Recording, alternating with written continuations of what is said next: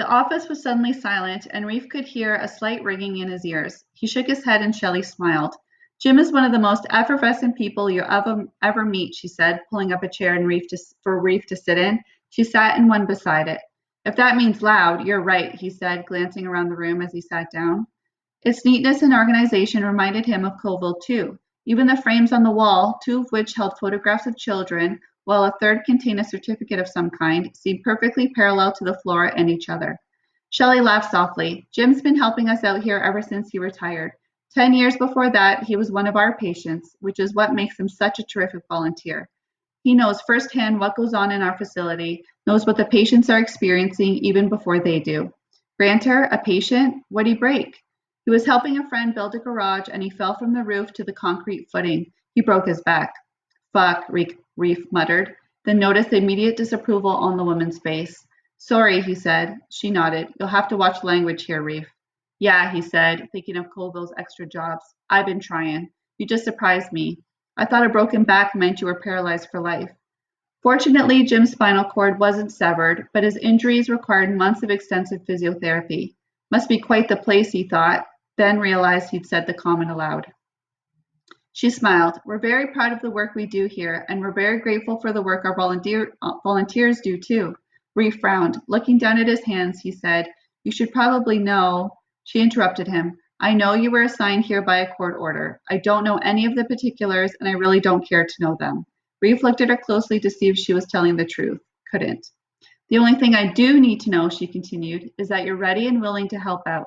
Our staff is far too busy to babysit someone who doesn't want to be here in the first place. She paused, clearly waiting for an answer to the question she had not asked. If it were up to him, Reef thought, he'd be heading toward the elevator right now.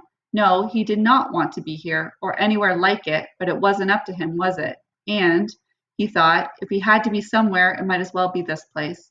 The sooner he got started with this shit, the sooner it'd be over. The woman obviously mistook his hesitation for uncertainty. If it's any help, Reef, she said quietly, you're not the first person the court has assigned here. In fact, some of them have turned out to be our best volunteers. Reef wasn't looking to win Volunteer of the Year at this place or anywhere else. Just do his time and get out. There was no need to tell her that. She could think he was Saint fucking Christopher if she wanted to. As long as she kept off his back, they'd get along fine. I'm ready, he said. Shelley spent the next half hour explaining the various ways that volunteers helped out. They were not permitted, of course, to assist with any kind of medical or therapeutic procedures, since these could be performed only by qualified personnel. But there were many other duties that focused on improving the quality of life for patients at the facility. Some volunteers, she explained, are more comfortable doing one-on-one work, visiting with patients who don't have families close by, for example. People like that really appreciate having someone to talk to or to play cards with. And in the good weather, volunteers often take them outside for walks or just sit with them for a bit in the sun. She went on to explain that others prefer to work with groups of patients. We have volunteers who do things like get a group of people together and show a movie downstairs on the third floor, make popcorn, things like that. Then there are volunteers who do programs in the evening, bingo, for example. And sometimes they bring in people they know who can demonstrate activities like painting, craft design, you name it, Shelley smiled. We even had someone do archery with one group. Besides their involvement with individual patients and organized activities, volunteers also assisted the staff directly. They helped set up barbecues, accompany patients from one part of the hospital to another, help them get their food, and so on. The list is endless. At least you won't have to worry about the time being long. The staff will keep you hopping.